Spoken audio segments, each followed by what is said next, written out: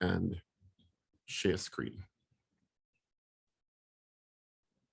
All right, so today we're doing legal implications and litigation in special education, right? We will be covering existing legal remedies to challenges in special education. We'll be looking at the role of the court and the Constitution in terms of upholding the rights of persons with disabilities and persons who need special education. We'll be looking at a very important issue of teacher accountability and how that relates to students with special needs and professionalism, and ethical issues and procedural safeguards in the end of this. All right. So in the US, where the legislation is quite evolved, as you'd have seen in the last couple of weeks, a parent of a child with special needs, first line of defense in special education for their child is the IEP, the Individual Education Plan, which is a very important tool that allows parents to ensure that their child with special needs or their child with a disability is receiving an appropriate education. And what does that mean? It means the child is receiving the education that will help that child to fulfill its greatest potential, that will look at the child's strengths and weaknesses, the child's challenges and the child's strengths, and design an individual education program that best suits that child. This law, of course, coming out of IDEA, requires school districts in the US to identify children who may be eligible for special education services and evaluate them. In other words, do an evaluation and a diagnostic. And part of what is required is the development of this IEP, this individual education plan, which involves the parents or guardian, the child's teacher, a school psychologist, a school administrator, sometimes the principal, or anyone else that the parent feels they need to be able to help them understand what is going on in that meeting that will be used to develop the child's individual education plan. This is a written diagnosis of the child's challenges or disabilities and what services this child qualifies for. It has clear objectives and goals for the child's development, the student's development. It also must include the student's strengths, because very often we look at students with disabilities and students with special needs only in terms of their challenges and weaknesses, and that's not really fair to them, because they have talents, they have gifts that can be used in many cases to mitigate or to help overcome their challenges, right? At any point, the parents are involved also and may challenge the district or the groups, the meeting's decision about the child's diagnosis. They propose the treatment plan and suggest alternatives. If there's no agreement that can be reached, if there's a conflict involved there, the parent may ask for a hearing, which will then escalate into appeal by the State Board of Education. Now we're talking about the US specifically here. In Trinidad and Tobago, we have the Ministry of Education. I'm presuming the same thing in Guyana. Is there a particular school board, or are there school boards that can be equal to what the State Board of Education is in Guyana? Does Guyana have a State Board of Education, or is it everything guided by the Ministry of Education? Anyone? You all still there?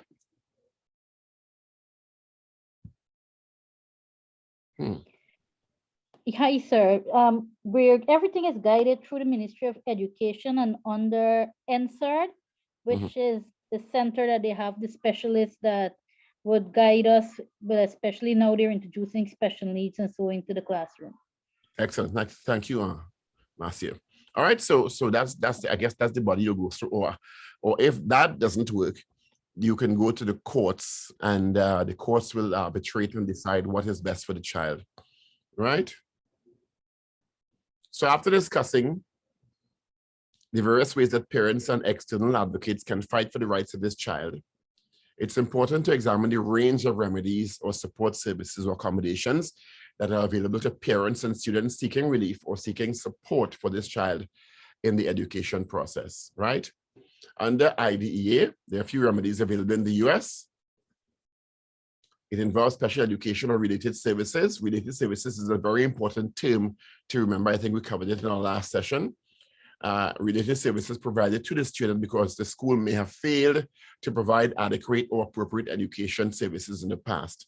So related services are services that are designed or designated by this meeting when you're designing the IEP to ensure this child gets the accommodation and the support that the child needs in the educational setting, right?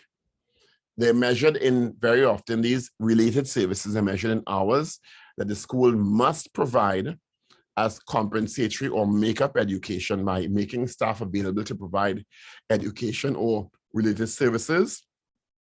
In the US, the school has to agree to pay a private provider to deliver the extra hours of education services to the student. And that is by law. And the state or the school has to pay for those services. That's very important, right? The school will have to pay private providers who meet certain, well, they have to be licensed, they have to have insurance requirements and provide tax information for the school when they are billing the school for the services provided to this child to remediate for their special need, right? Generally, it's not recommended that the school pay directly to the parent. It usually goes through the school, right? Sometimes the child may need, because as we know, the inclusive education system or policy usually mandates the child be educated in the general education setting as far as possible. In some cases, however, you'll find the child may need a special type of intervention that is not available in the school. In that case, the child may need some sort of private intervention that must be also paid for by the school, right? That's very important. So you see, the system has developed in the US that the child and the family, the child, the parents have rights that are guarded by the state, by the laws, right?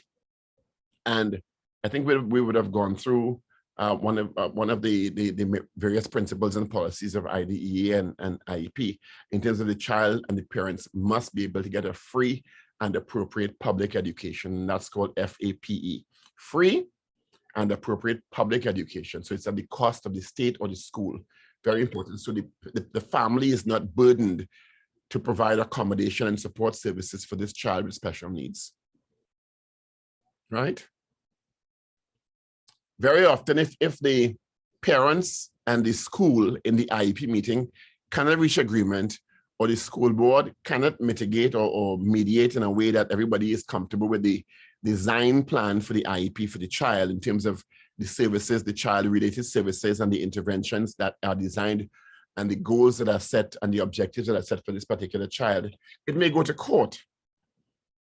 And a hearing officer in the court may order one of the parties to take specific actions in the interest of that child. For example, the court may order a parent to make the child available for an evaluation in a case where the parent has refused consent. So the court identifies an independent evaluator, and the parent must make the child available for that. So that the court can determine from an independent evaluator what is the status of the child, what may be the challenges, what are the child's strengths, so that the court will be able to make a determination as to what is best for that child under those circumstances and be able to make an order to provide for that child's education, right?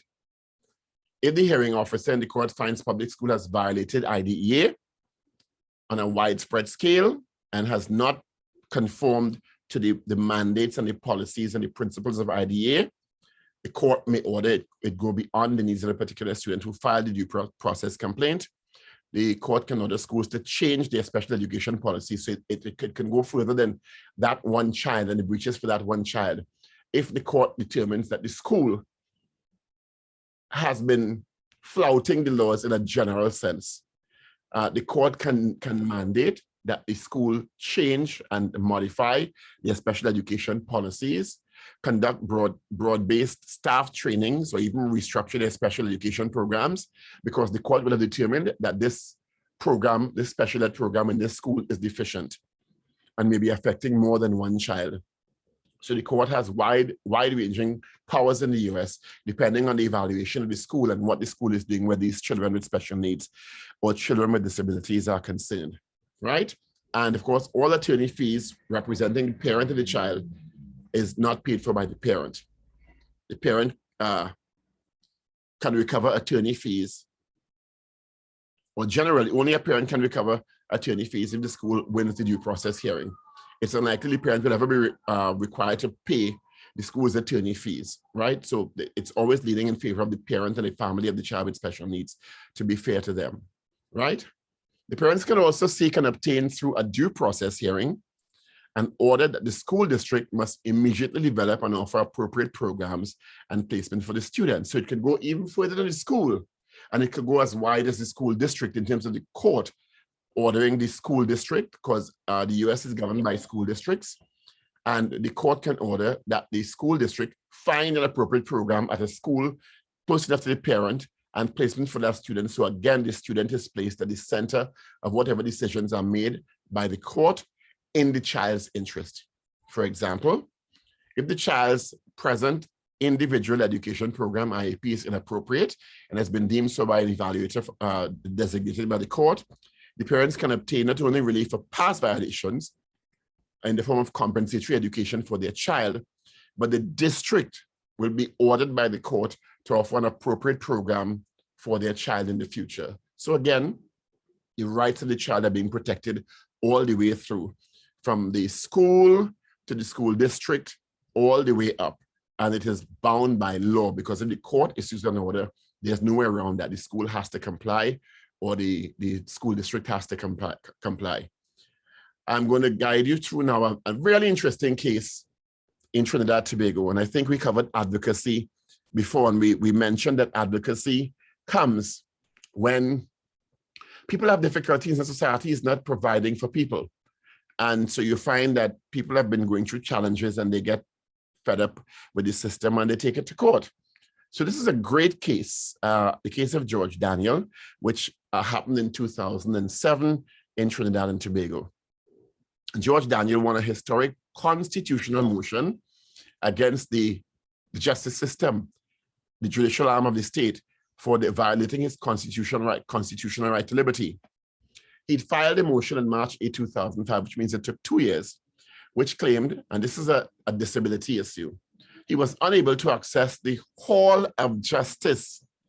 And the Hall of Justice in Port of Spain, for those of you who don't know, is the center of the court system in the country, right? So all the criminal and civil cases are heard in the Hall of Justice in Port of Spain. And this person was wheelchair bound, and the Hall of Justice did not provide for wheelchair access. So there was a long flight of stairs, if you know the Hall of Justice at all, many of you may not know it, at the front of the building, which made it difficult for persons in a wheelchair, which had to be pulled up backwards. It was very, very difficult. And he'd made several petitions to the court, the Hall of Justice, which is the center of the courts in Trinidad and Tobago. Understand the significance of this. He took the courts to courts, in a manner of speaking, because the courts did not rectify the issue of wheelchair access to persons in wheelchairs. So he filed a constitutional motion and he won. His statements below outline the issues he faced after petitioning over and over again for the courts, the Hall of Justice, which houses the courts of the country in Port of Spain, the main courts, to provide wheelchair access to persons with disabilities who are part of society and must get the kinds of accommodation they need. So it's a really, really important case in terms of you understanding people who have disabilities have rights, right? That's very, very important. Okay? Right.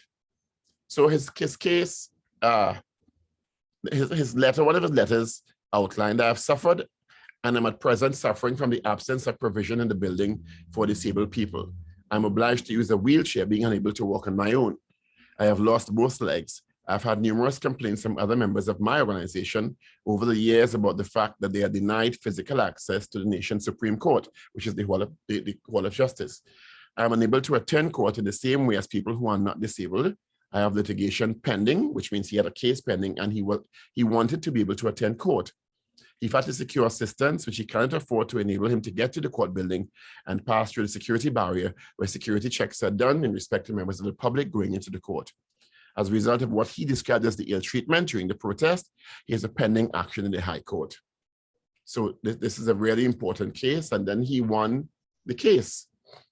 And the courts were forced, determined by the courts, to provide access to persons in wheelchairs and persons with disabilities. So it's a very important example of a case that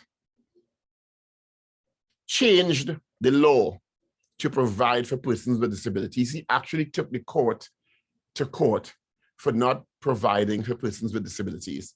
Any comments on that? Interesting. Is there any such case in the US?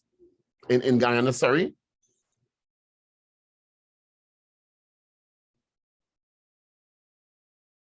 No such case. All right.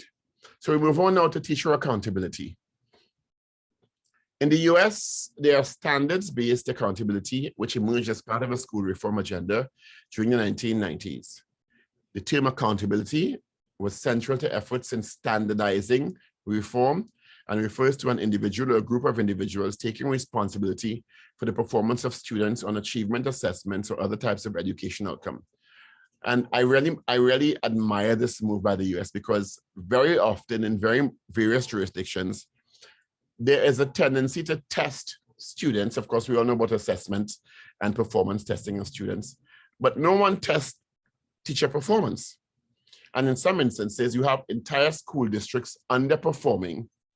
And it can't be that all the students are having challenges. In some instances, it's systemic. And hence the issue of teacher responsibility and accountability came into being. States and districts in the US developed assessments that produce reliable and valid results for accountability purposes, right?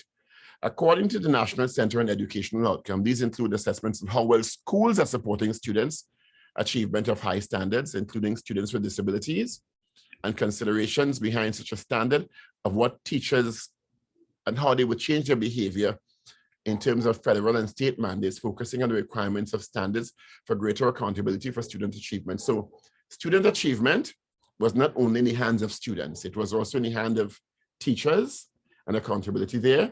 It was in the hands of school administrators and principals, and it was also in the hands of school districts looking at their performance overall and seeing if there were gaps that needed to be filled so that student outcomes and achievements could be improved.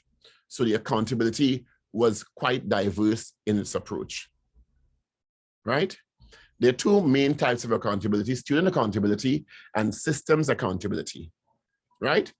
As you would imagine, student accountability assigns responsibility to the student, and system accountability assigns responsibility to the education system and individuals within that system, including, of course, the principal, the teachers, the school administrator, the school psychologist, the school district in general, right? And increased requirements for accountability are referred to as high-stakes accountability.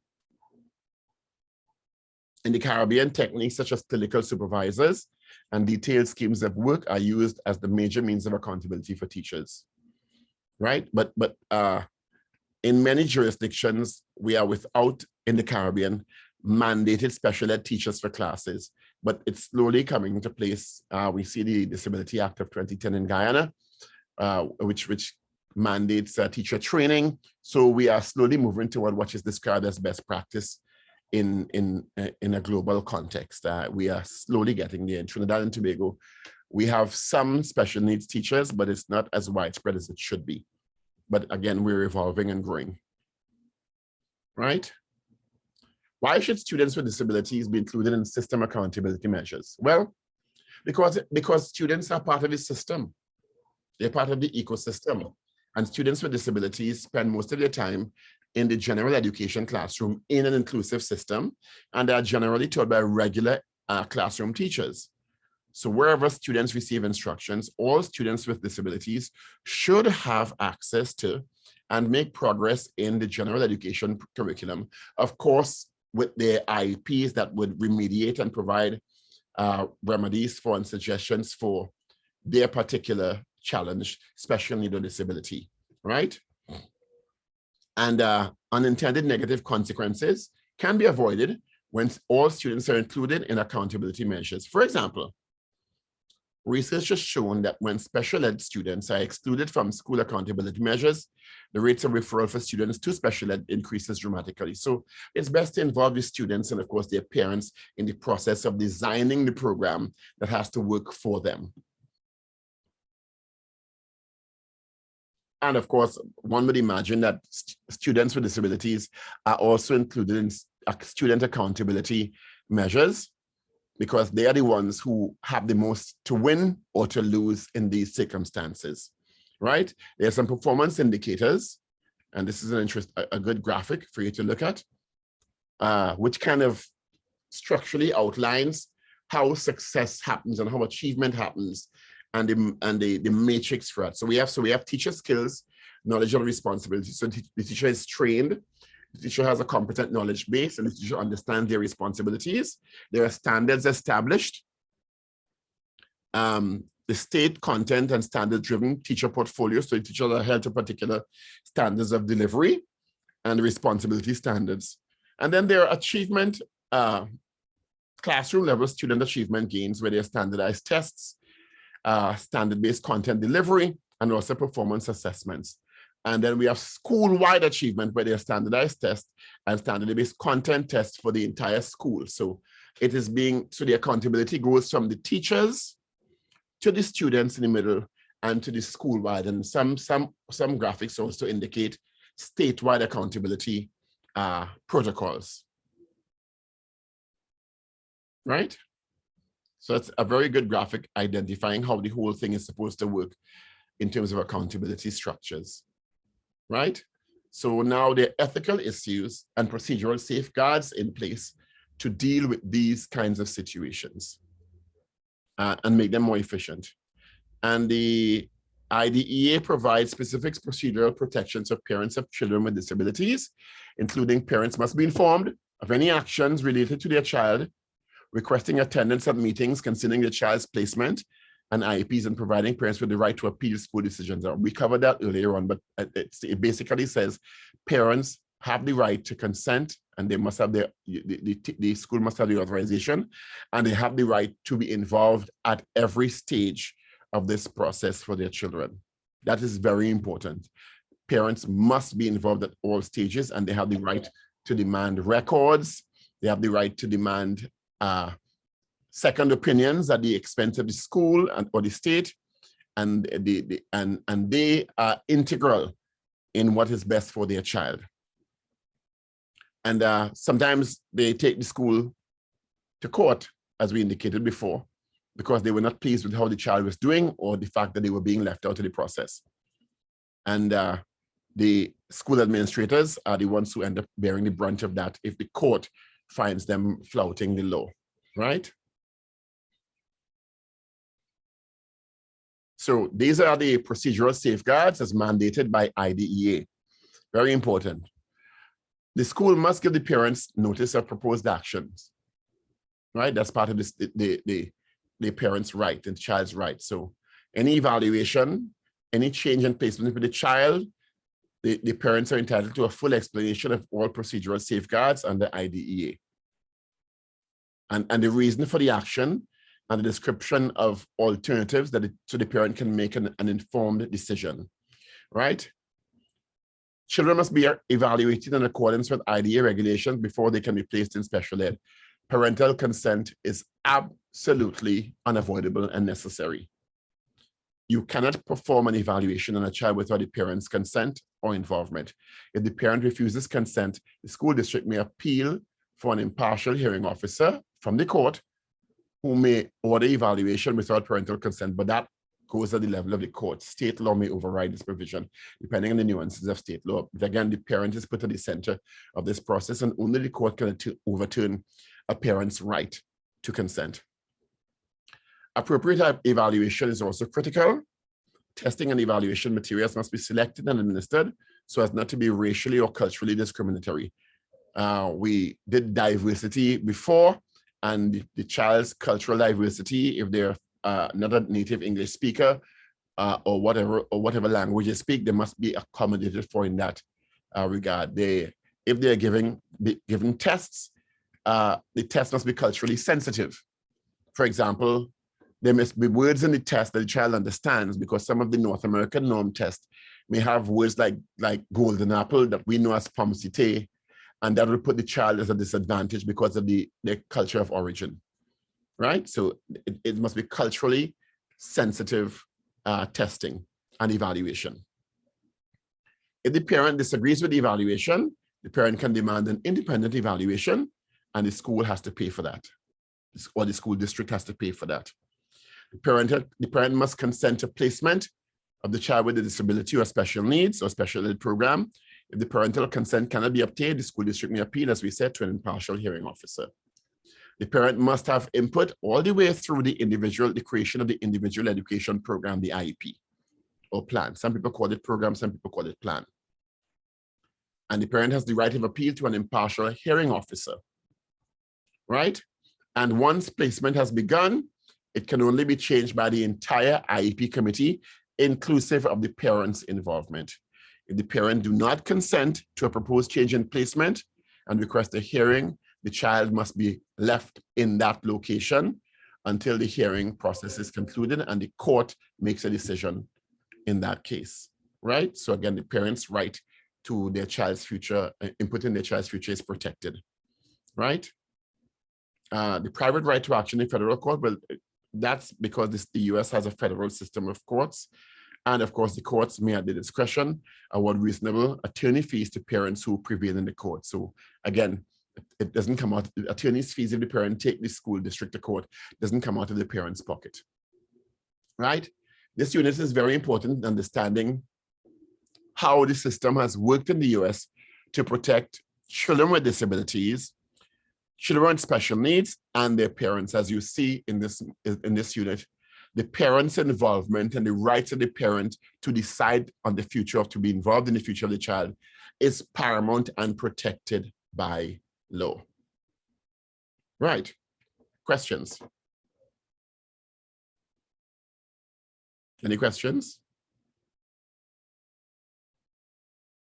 You understood all of that?